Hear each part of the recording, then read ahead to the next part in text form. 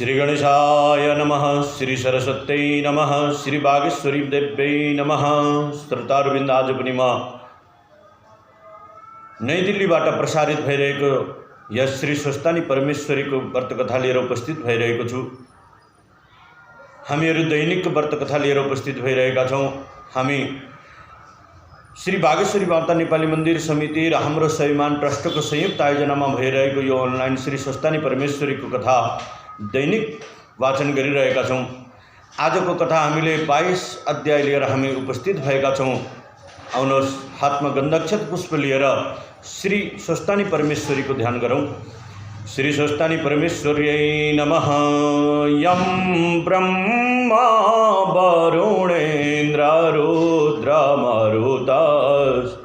तुन्वन्ति देवैस्तवै वेदै साङ्गपदक्रमोपनिषदैर्गायन्ति यं सामगा ध्यानावस्थिततद्गतेन मनमा पश्यन्ति यं योगिनो यस्यन्तं न विदुषुरासुरगणा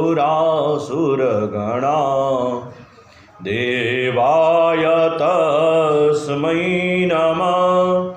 श्रीमच्चन्दनचर्चितो ज्वलवपु शुक्लाम्बरा मल्लिका मालालङ्कृतकुण्डला प्रविलसन्मुक्तावली शोभिता सर्वज्ञाननिधानपुस्तकधरी रुद्राक्षमालाधरी वाग्देवी वदनाम्बुजेन सतु मे त्रैलोक्यमाता चिरं मूकं करोति वाचालं पुंगुं लङ्घयति गिरं यत्कृपः तमहं वन्दे परमानन्दमाधवं। नमो भगवते तस्मै व्यासाय मिततेजसे यस्य प्रसादतः वक्ष्यामि नारायण कथामिमाम्। ओम श्री स्वस्तानी देव्यै नमः। यसरी शिव भट्ट नाम गरेका ब्राह्मण र सती ब्राह्मणीसित विदा भएर गोमा र विष्णु भक्त नाम गरेका शिव भक्त नाम गरेका ब्राह्मण वहाँ विदा भए। यता कुमारजी आज्ञा गर्नुहुन्छ कि 22वां अध्यायमा कि कुमारजी आज्ञा गर्नुहुन्छ, हे अगस्त्य मुनि, शिव शर्मा ब्राह्मण गोमा ब्राह्मणी त्यहाँबाट गएपछि शिव भट्ट नाम गरेका ती ब्राह्मण र सती नाम गरेकी ती ब्राह्मणीले आँखाले देखुन्जेल हेरिरहे देखिन छाडेपछि कहाँ अग्लो ठाउँ छ भनी खोज्दै हिँड्न लागे। नपाएपछि रुखमाथि चढी हेर्न लागे। तहाँबाट पनि जब नदेखिने भएपछि रुखैमा बसी नाना तरहका विलाप गर्न त लागे।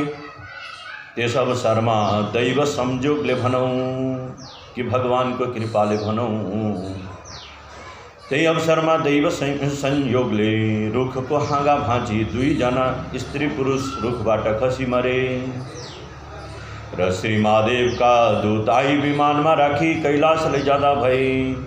ती शिव भट्ट ब्राह्मण सती ब्राह्मणीले दिव्य शरीर पाई कैलाशपुरीमा आनन्दका साथ रहँदा भए। ता उपरान्त शिव शर्मा ब्राह्मणले र गोमा ब्राह्मणीले डोलेहरूसँग वनमा यो वनको के नाम हो, यो पर्वतको के नाम हो, यो ठुलो पात भएको वृक्षको नाम के हो, त्यस जन्तुको नाम के हो भनी सोध्न लागेर डोलेहरूले पनि त्यस वनको नाम यो हो, पर्वतको नाम यो हो, यस वृक्षको नाम यो हो, यस जन्तुको नाम यो हो भनी कहँदै गए। भन्दै गए। यस्तै गरी जाँदा टाढा गएपछि एउटा पोखरी भएको ठुलो वनमा पुगे। साँझ पर्यो र त्यस वनमा बास बसी दुवैले खानपिन गरी सुते। थाकेका हुँदा साह्रै निद लायो।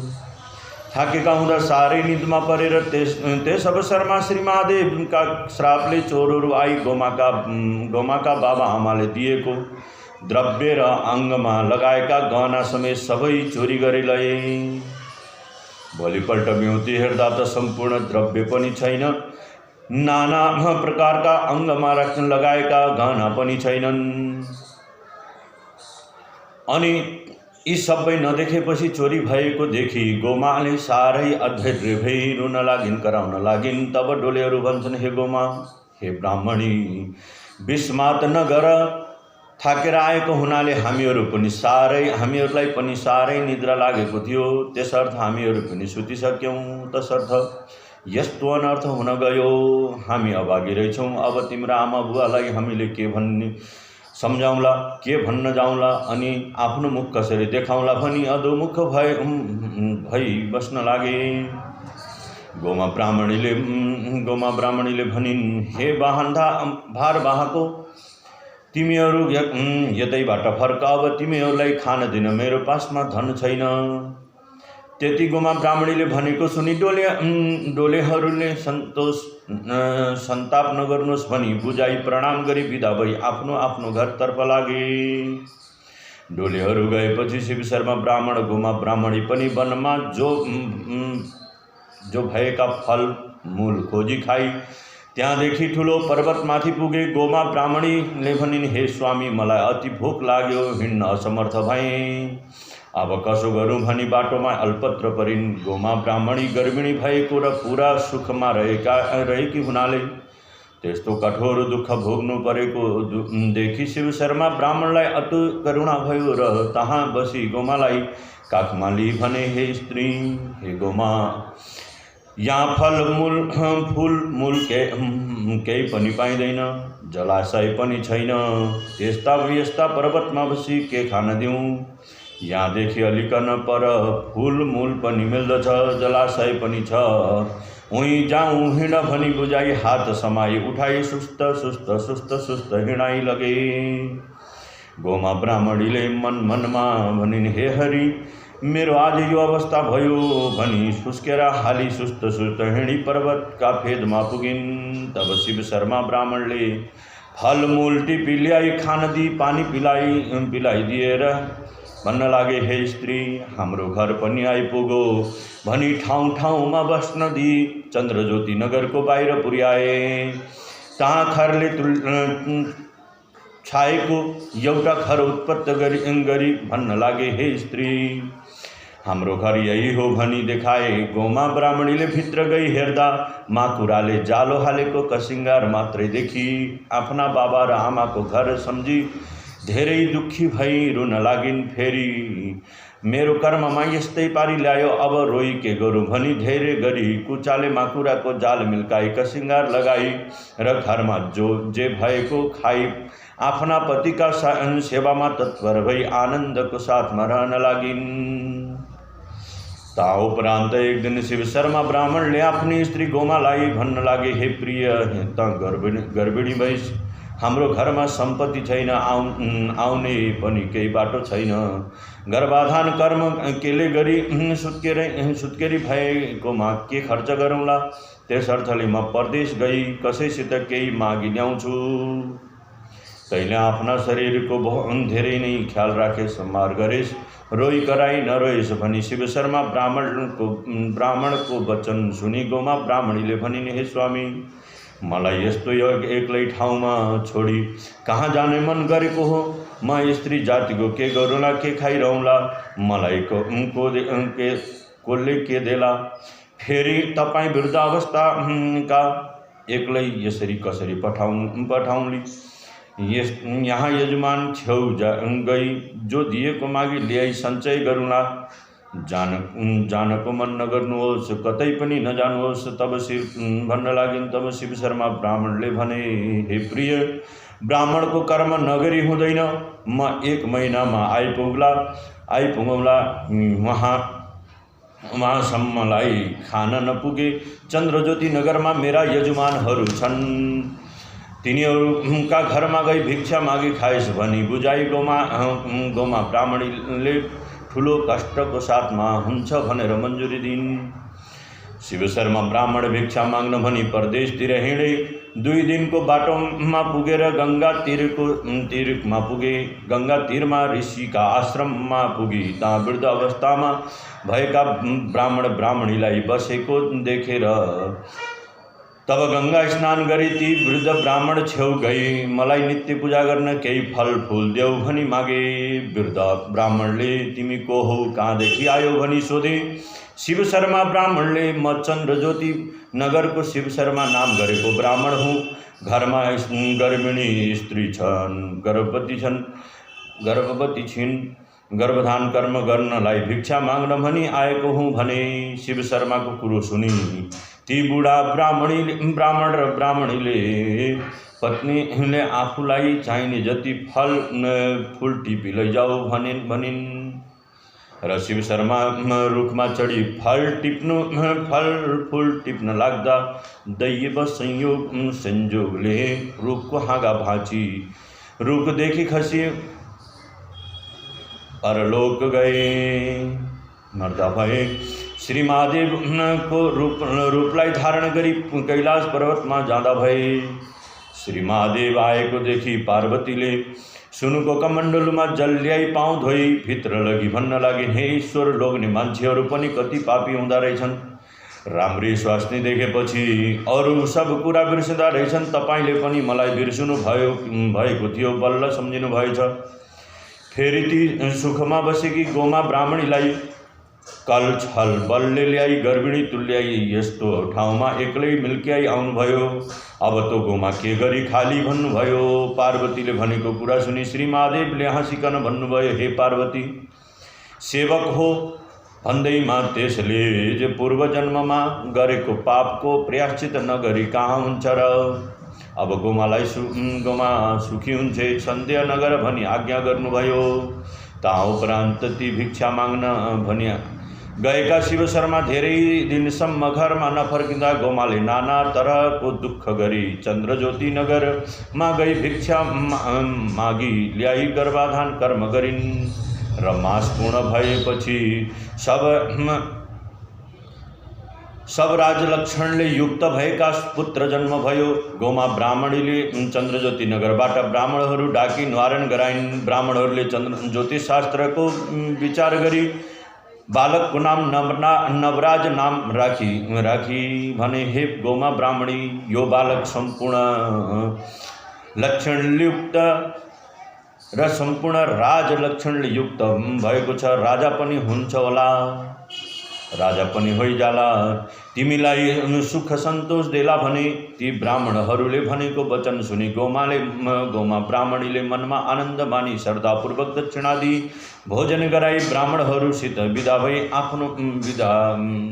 ब्राह्मणहरूलाई विदा दिई आफ्नो आफ्नो घरमा गए। ता उपरान्त तो बालकलाई गोमाले अर्काको धागो काटी ढिकी जाँतो गरी स्याहार गर्न लागिन्। तो नवराज बालक पनि शुक्ल पक्षको चन्द्रमा जोइ दिन प्रतिदिन ठुलो भएर खेल्न जाँदा सङ्गीहरूसँग जेसुकै भने पनि सुनि कसैसँग झगडा नगरी खेली घरमा आई आमाले जे दिएको खाई चुपचाप लागिरहन्थे। आफ्ना पुत्रको यस्तो स्वभाव देखि गोमा ब्राह्मणी धेरै नै खुसी भई आफ्ना यजमानहरूसँग कहाँ गई भन्थिन् कि हे यजमानो, मेरो पुत्र नवराज सङ्गीहरूसित खेली घर आउँछ, खाना ल्याऊ पनि भन्दैन, किन दिएनौ पनि भन्दैन, रिस पनि गर्दैन, यो मिठो यो नमिठो पनि भन्दैन, दिए खान्छ नदिए चुप लागिरहन्छ। फेरि मेरा पति पनि छैनन्, घरमा सम्पत्ति पनि छैन। तपाईँ यजमानहरूको कृपाले जिउँ त्यों एक छाक खाई बाँचिरहेका छौँ। अब त्यसको चुडा कर्म व्रतबन्धन आदि कर्म गर्नु पर्यो। केही सहायता गर्नुहोस्। गोमाले भनेको सुनि यजमानहरूले आफ्नो आफ्नो श्रद्धाले जे सकेका थिए गोमाले सम्पूर्ण सामग्री तयार गरी उत्तम ब्राह्मणहरू डाकी नवराजको चूडा कर्म व्रतबन्ध आदि गरिदिए र वेद पुराण आदि सम्पूर्ण शास्त्रको अध्ययन गराउन थालिन्। एक दिन श्री नवराजदेखि यजमानहरू खुसी भएर गोमालाई भन्न लागे, हे गोमा, नवराजको विवाह गर्ने भए वरुणापुरका अग्नि स्वामी चंद्रा ब्राह्मण की पुत्री चंद्रावती नाम गरेकी कन्या छन्। विवाह गरिदेऊ। सामग्री तयार गरे भने। यजमानहरूको वचन सुनि गोमाले भनिन्, हे यजमानो, मेरो पुत्रको आर्जन छैन। मेरो पुत्रले केही पनि काम गरेको छैन। घरमा सम्पत्ति पनि छैन। त्यसलाई कसले कन्यादान देला र कसरी विवाह होला? यस्ता कुरा सुनि यजमानहरूले भने, हे गुरुआमा, चाहिएको सरसमान हामीले दिउँला। त्यस कुरामा तपाईँले कुनै पनि पिर लिनु पर्दैन। यति यजमानहरूले भनेपछि गोमाले आनन्द गरी भनिन्, हे यजमानो, हामी गरिब माथि तिमीहरूको यस्तो दया छ भने कन्याको बुवा आमासित विवाहको कुरा चलाउ, पक्का गरी गर भनिन्। यजमानहरूले ती अग्निमुख ब्राह्मणको घर गई विवाह पक्का गरी विवाहको दिन समय ठीक गरी घर फर्की गोमालाई अब हाल सुनाए। गोमालाई गएर सबै हाल सुनाए, सबै वचन सुनाए। तब गोमाले पनि हर्ष भई विवाहलाई चाहिने सामग्री मागिन् र यजमानहरूले सम्पूर्ण सामग्री तयार गरी दिए। गोमाले ज्योतिषीहरूलाई डाकी लग्न देखाई। ज्योतिषीहरूले लग्न ठहराई सुदिनमै। जुन दिन ज्योतिषीहरूले ठहराएका थिए उसै दिनमा सुदिनमा ब्राह्मणको मर्यादाले नवराजको वरणपुरका अग्नि स्वामीकी पुत्री चन्द्रावतीसित विवाह भयो। ता उपरान्त एक दिन श्री नवराज ब्राह्मण बाहिर खेल्न गएको बेलामा तिनका सङ्गीहरूले भने, हे ब्राह्मण, आजसम्म हामी तँलाई नवराज भन्थ्यौँ, अब तँलाई हामी बिना बुवाको छोरा होस् भन्छौँ। तेरो बुबा भए बुबाको नाम के हो? हामीलाई बता भने। आफ्ना सङ्गीहरूले यस्तो भने कुरा गरेको सुनि नवराजले उत्तर दिन नसकी गोमा छेउ गई आफ्ना सङ्गीहरूले भनेको कुरा सुनाए। हे माता, म कसको पुत्र हूँ? मेरो पिताजीको के नाम हो र कहाँ छन् भनी सोधे। नवराजको कुरा सुनि गोमाले वर्षाकालमा पानी वर्षे जस्तो गरी आँखाबाट आँसु खसाली, हे पुत्र, तेरो बाबाको नाम शिव शर्मा हो। त गर्भैमा छँदा भिक्षा माग्न भनी परदेश जानुभएको, आजसम्म पनि आइपुग्नु भएन। के कामले कहाँ बस्नु भएको भयो केही पनि थाहा छैन भनिन्। नवराजले, हे माता, उसो भए आज्ञा दिनुहोस्, म पिताजी कहाँ हुनुहुन्छ, के काम गर्नुहुन्छ, म खोजी बुझी सकेसम्म साथमा लिएर आउनेछु।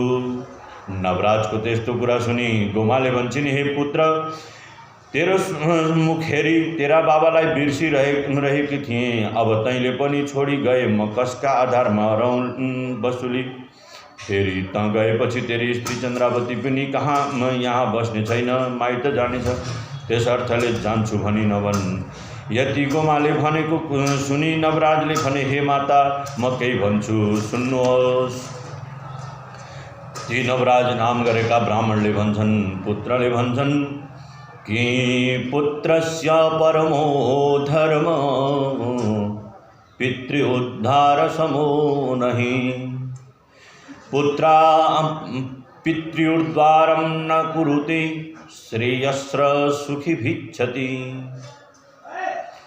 स याति नरकं घोरं यावत् चन्द्रार्कं मेदिनी।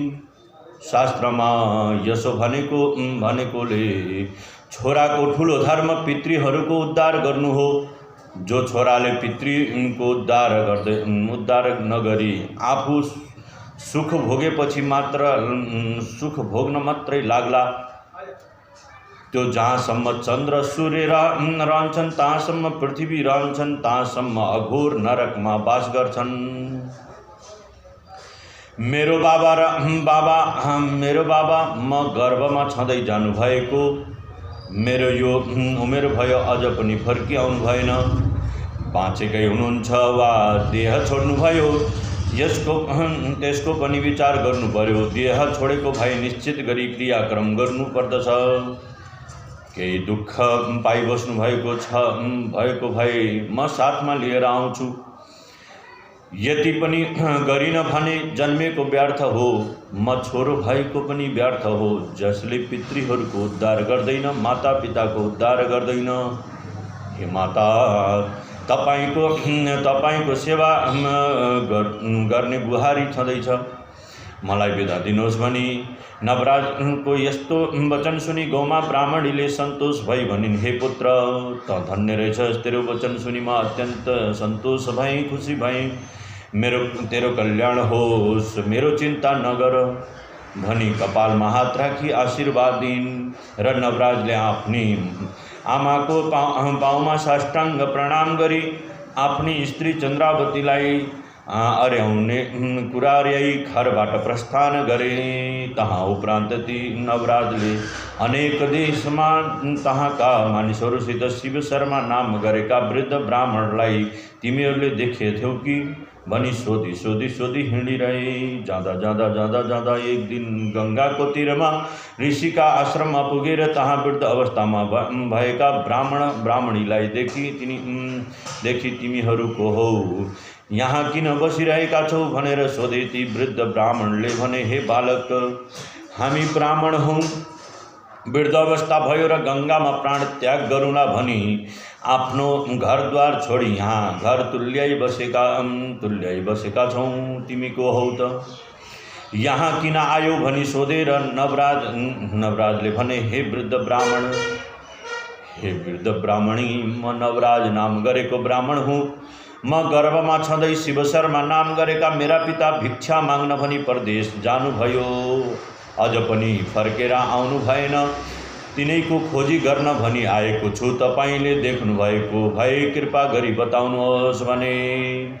नवराजको यस्तो वचन सुनि वृद्ध ब्राह्मणले भने, हे नवराज, भिक्षा माग्न आएका चन्द्रज्योति नगरका शिव शर्मा नाम गरेका वृद्ध ब्राह्मणलाई हामीले देखेका थियौँ। यहाँ आई आफ्नो नित्य पूजा गर्नका लागि फलफुल टिप्न यस रुखमा चढेका ती हाँगो भाँचिदियो र रुखदेखि खसी मरे। अब त त्यहाँ कोही छैन, हाड त अझसम्म रहेकै होला, तहाँ गई हेर भने। नवराजले ती वृद्ध ब्राह्मणले भनेको कुरा सुनि तुरुन्तै उठी रुखमुनि हेर्न गए। तहाँ आफ्ना बुबाका हाडहरू देखि, हे पिता, मेरो निमित्त भिक्षा माग्न आएको मेरो मुखै नदेखि यस्ता वनमा आई रुखदेखि खसी स्वर्गारोहण गर्नुभयो। यी कुरा मैले आमासित कसरी भनौँ, फेरि आमाले शोक गरी रुँदा कसरी बुझाउँला भनी नाना तरहको शोक गरी भूमिमा बसी रुन कराउन लागे। केही बेरपछि मनलाई धैर्य गरी सबै हाड बटुली गङ्गामा लगी संस्कार गरी ब्राह्मणका मर्यादाले 10 क्रिया गरेर अब कता जाउँ, घर जाउँ भने सम्पत्ति छैन। यो खबर सुनेर आमाले दुःख गरेर शोक गरेको देख्नु छ। त्यस्तै अर्थले कोही राजाको सेवा गरी केही द्रव्य लिए जाउँ भनी कुनै एक शहरमा गई राजाको सेवा गरी बस्दा भए। इति श्री स्कंद पुराणे केदारखंडे माघ महात्म्ये कुमार अगस्त्य संवादे श्री स्वस्तानी परमेश्वरी व्रत कथा नवराज स्वपितुः अन्ते संस्कार कृत नाम यो 22 अध्याय 22 अध्याय समाप्त भयो। गरौ भजन श्री स्वस्तानी माता को गरौ भजन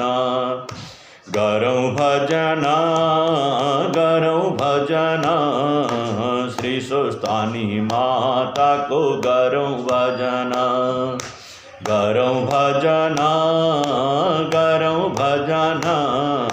श्री स्वस्तानी माता को गरौ भजन। स्वस्तानी माता को जय।